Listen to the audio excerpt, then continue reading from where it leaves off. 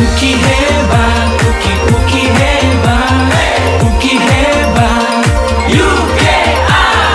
Uki hebat, uki hebat, uki hebat, uki hebat.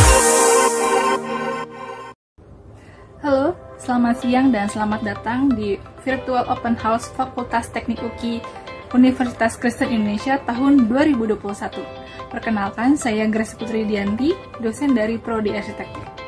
Pertama-tama, saya mau mengucapkan terima kasih kepada para peserta yang selama ini dengan setia, dengan semangat menyaksikan setiap seri-seri yang ada di Virtual Open House Fakultas Teknik UKI, dari seri Prodi Arsitektur, Elektro, dan juga Sipil. Tapi bagi para peserta yang mungkin belum sempat menyaksikannya, jangan khawatir, karena setiap seri-seri yang sudah ada sebelumnya bisa tetap disaksikan di YouTube official Fakultas Teknik UKI. Dan hari ini adalah video penutupan dari Virtual Open House Fakultas Teknik UKI tahun 2021. Kita akan sama-sama menyaksikan presentasi yang luar biasa dari perwakilan teknik mesin maupun teknik elektro. Tapi sebelum itu, udah pada tahu belum ya? Kalau dalam rangka Green Fest, Fakultas Teknik UKI mengadakan lomba-lomba untuk siswa-siswi SMA maupun SMK. Nah, info lebih lanjut bisa dicek di setiap medsos official Fakultas Teknik UKI, baik itu di IG, Twitter, Facebook, dan juga lainnya. Tapi jangan lupa di-follow ya. Dan pastikan bagi para peserta menyaksikannya dari awal sampai akhir ya, karena dari setiap sesinya kita akan membagikan hadiah nih. Untuk 3 orang peserta yang beruntung, di setiap sesinya ada 3, jadi totalnya ada 6 peserta yang akan mendapatkan hadiah hari ini. Jadi pastikan jangan sampai kelewat ya. Nah, syarat untuk mengikuti live quiz hari ini, boleh Bapak Ibu dosen, karyawan, ataupun rekan-rekan mahasiswa dan juga SMA, bisa absen dulu di kolom chat, kemudian follow IG Fakultas Teknik UKI, dan jawab setiap pertanyaannya di DM Fakultas Teknik UKI. Sudah siap? Baik, jika sudah siap, saya persilahkan kepada presentasi yang pertama, yaitu dari teknik mesin. Ini kita kasih close. Kita ketemu lagi dengan saya Suryo Abadi. Saya dosen di teknik mesin pada Universitas Kristen Indonesia. Kali ini saya akan membawakan fenomena mengenai perpindahan panas, di mana perpindahan panas ini banyak sekali dipakai di industri, khususnya pada teknik mesin. Oke, kita mulai dari perpindahan panas ya pada presentasi saya. Perpindahan panas, seperti kita tahu mungkin yang saudara-saudara mahasiswa yang pernah SMA mungkin masih ingat ya, ada perpindahan panas itu ada 3 jenis, ada radiasi, ada konduksi, dan ada konveksi. Konduksi adalah perpindahan panas yang merambat pada benda padat. Konveksi adalah perpindahan panas yang merambat melalui media fluida, bisa dalam bentuk air atau bentuk compressible atau incompressible flow, ya, bisa udara, angin, atau bisa benda cair. Yang terakhir adalah radiasi. Radiasi itu perpindahan panas tanpa media, seperti panas matahari yang kita rasakan setiap hari, itu merambat dari matahari melalui ruang hampa di angkasa sampai ke bumi. Nah, itu yang kita rasakan setiap hari. Nah, dalam industri perpindahan panas itu banyak dipakai. Misalnya seperti gambar di sini. Itu pada industri kimia, pada industri proses engineering, pada proses macam-macam. Ya, misalnya saudara melihat thermal energi yang ada di Dieng, bagaimana memanfaatkan thermal energi itu menjadi energi panas. Ya, kalau saudara-saudara ke hotel, saudara bisa mandi air panas. Bagaimana memanfaatkan energi seperti itu untuk kepentingan macam-macam, mulai dari entertainment mungkin atau keperluan industri, ya, seperti pembangkit listrik tenaga uap itu pun memakai proses dan prinsip-prinsip perpindahan panas. Dalam kehidupan sehari-hari perpindahan panas ini juga banyak dipakai, misalnya seperti memasak, ya kan, dari api, pan ke masakan, panci, dan sebagainya. Demikian juga pada kalau sekarang ini semuanya tergila-gila pada gadget atau komputer. Kita lihat di dalam komputer itu misalnya seperti ini gambar di sini.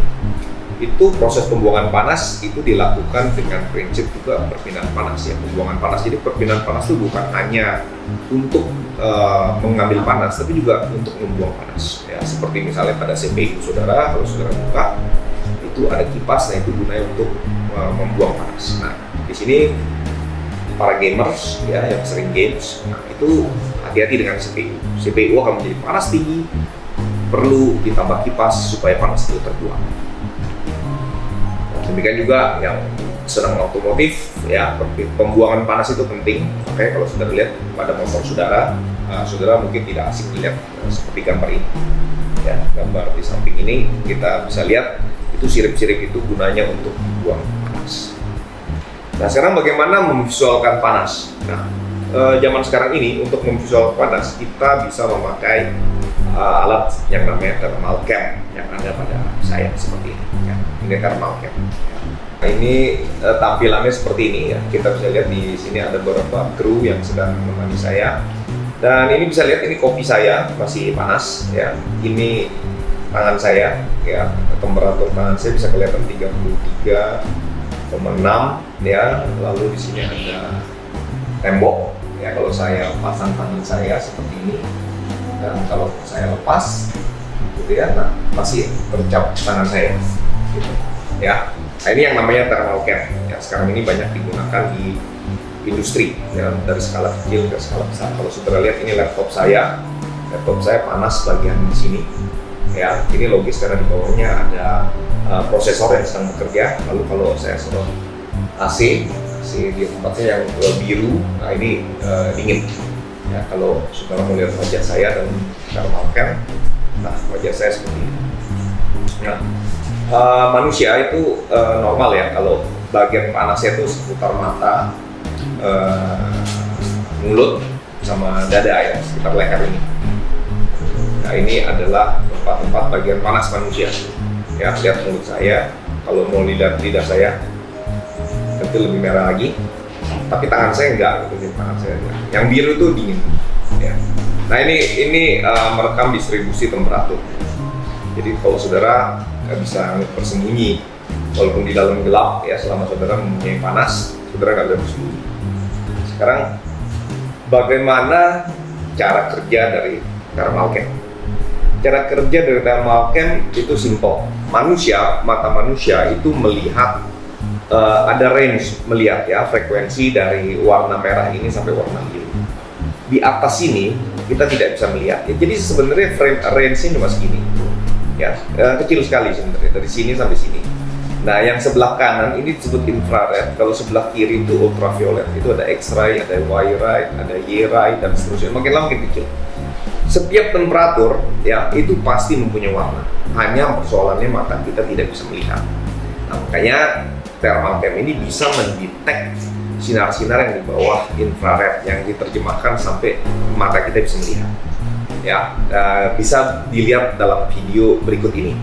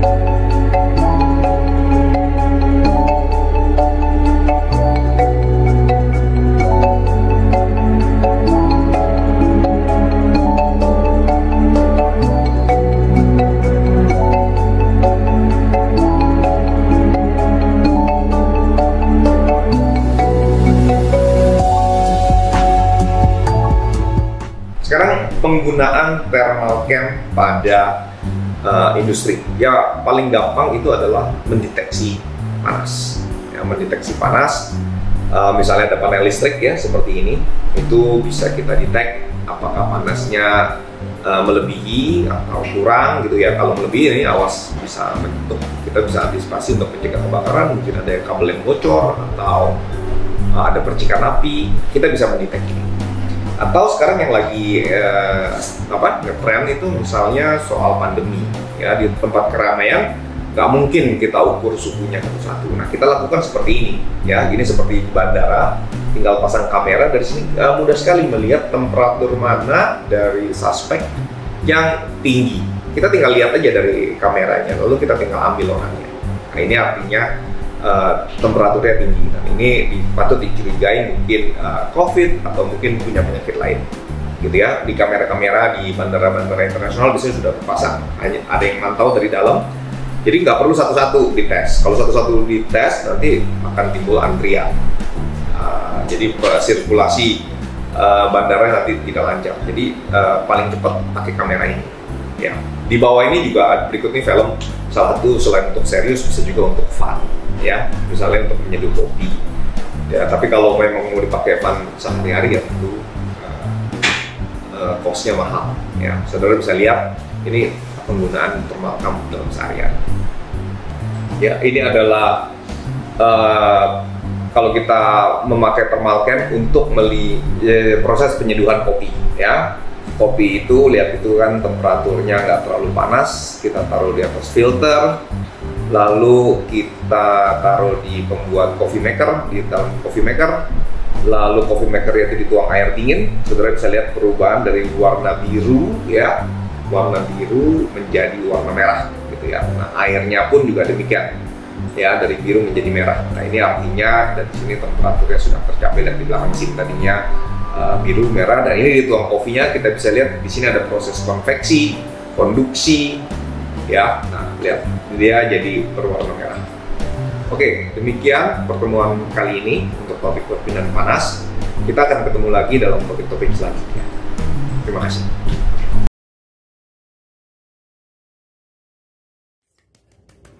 Oke, terima kasih untuk presenter yang pertama. Nah, bagi para peserta, apakah sudah siap kita sama-sama melakukan live quiz? Jika sudah, saya akan membacakan 3 pernyataan, dan Bapak Ibu Saudara ataupun rekan-rekan mahasiswa SMA bisa menjawabnya dengan ya atau tidak. Dan di setiap jawabannya itu bisa Bapak Ibu Saudara, rekan-rekan semua chat di DM IG Fakultas Teknik UKI secara berurutan. Jangan lupa absen dulu ya, dan juga follow IG-nya. Pernyataan yang pertama, terdapat 3 jenis perpindahan panas, yaitu radiasi, konduksi, dan konveksi. Jawabannya ya atau tidak. Pernyataan yang kedua, konveksi adalah perpindahan panas yang merambat pada benda padat. Jawabannya ya atau tidak. Pernyataan yang ketiga, memasak adalah salah satu contoh aplikasi perpindahan panas yang dapat ditemukan dalam kehidupan sehari-hari. Jawabannya ya atau tidak. Oke, kita udah sampai nih di presentasi yang kedua. Mana nih? Yuk kita kasih applause dan tepuk tangannya dulu supaya presenter yang kedua bisa semangat mempresentasikannya. Oke, sudah siap? Yuk kita sama-sama menyaksikannya. Oke, baik, selamat pagi. Kami dari tim kontes robot terbang Indonesia Politeknik Elektro. Inilah pesawat yang kami akan ikutkan kontes, dan puji Tuhan kita masuk ke babak final ya, nanti di akhir November. Jadi ini yang pertama kali buat kami program studi teknik elektro. Perlu saya jelaskan juga bahwa tim kami, saya Susilo dosen pembimbing, ada 3 mahasiswa dari prodi elektro ya, saudara Johnson sebagai ketua, kemudian saudara Ridwan dan saudara Rian. Jadi mereka bertiga yang akan mengikuti lomba. Saya hanya mengarahkan dan membantu proses perakitan. Nah, saya perlu jelaskan bagian-bagian dari pesawat kami dalam konteks robot terbang Indonesia. Kami kebetulan ikut lomba untuk racing plane. Ya, ini pesawat kami yang kami rakit sendiri. Saya akan jelaskan secara umum ya bagian-bagian dari robot terbang kami. Ini bagian dari pesawat kami dalam kontes robot terbang Indonesia. Yang dalam ini ada rudder, kemudian ini untuk belok pesawat ya, arah belok pesawat kanan ke kiri. Kemudian di sini ada elevator ya untuk up and down ya, ke atas dan ke bawah. Kemudian di sini ada receiver untuk pengontrolan menggunakan remote ya, kita menggunakan frekuensi 2,43 WiFi ya. Kemudian ini terhubung ke flight controller di sini ya.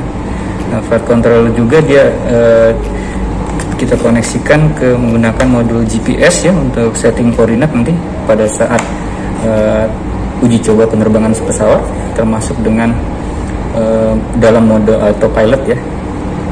Kemudian ini ada power module ya untuk dikonekkan ke SCC di sini dan terkoneksi ke motor dari pesawat.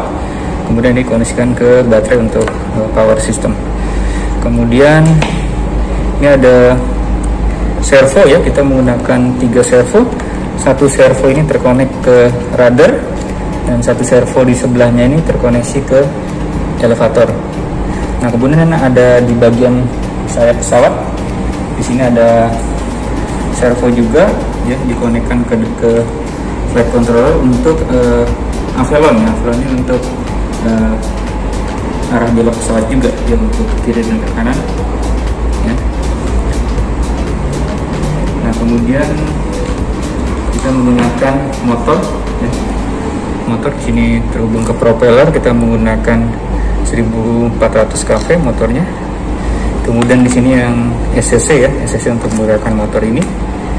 Nah, kita coba pasangkan semua ya. Kemudian untuk setting parameter dari pesawat ya, kita menggunakan software Mission Planner ya, standar untuk setting jalur penerbangan di sini ya. Ada plan flight di sini ya. Ini bisa kelihatan mulai dari take off sampai nanti dia terbang, manuver dan landing ya. Nah, kita coba, sudah dipasang setting parameternya, kita masukkan semua komponen bagian pesawat ini ya, controller.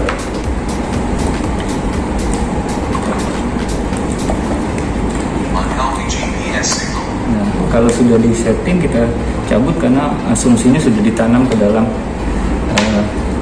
chip dari flight controller, termasuk dengan modul GPS-nya.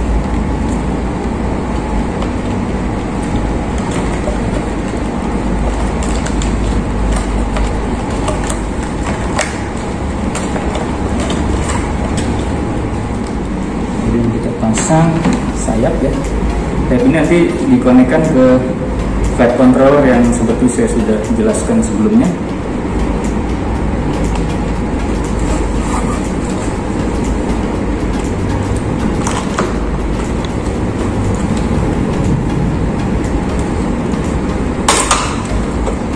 Kemudian kita pecahkan supaya dia tidak lepas, karena penting sekali ya untuk setiap bagian pesawat bisa terkoneksi dengan baik, termasuk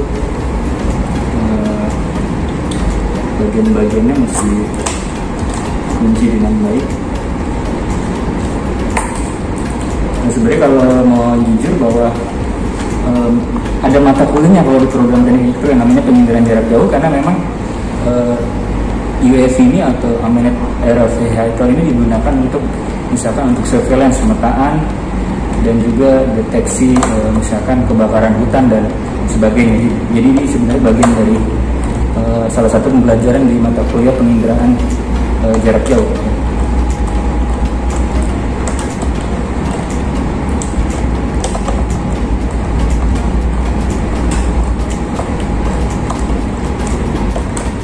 Pesawat kami untuk tim kontes robot terbang Indonesia tahun 2021 program studi teknik elektro.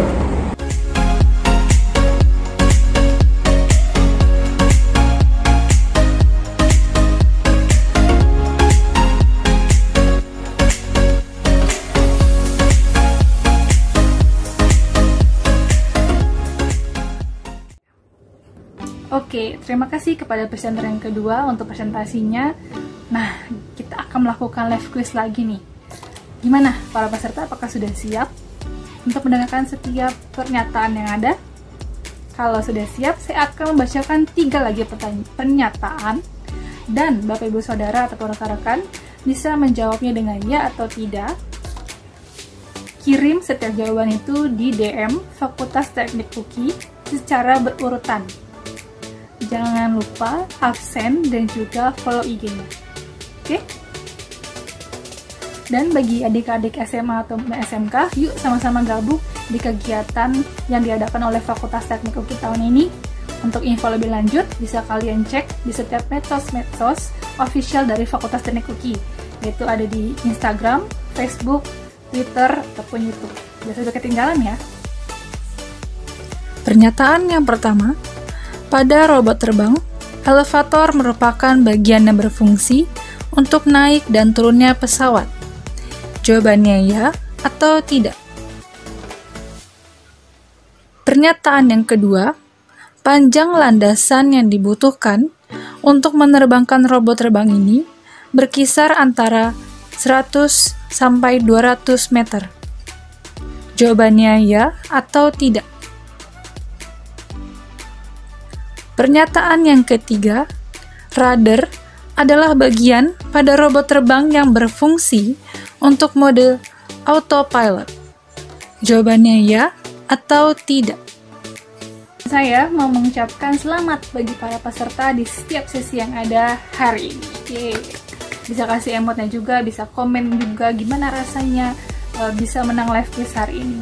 Dan saya tidak lupa juga ingin mengucapkan terima kasih kepada setiap pihak-pihak yang terlibat dalam mensukseskan virtual open house dari seri yang pertama sampai yang akhir.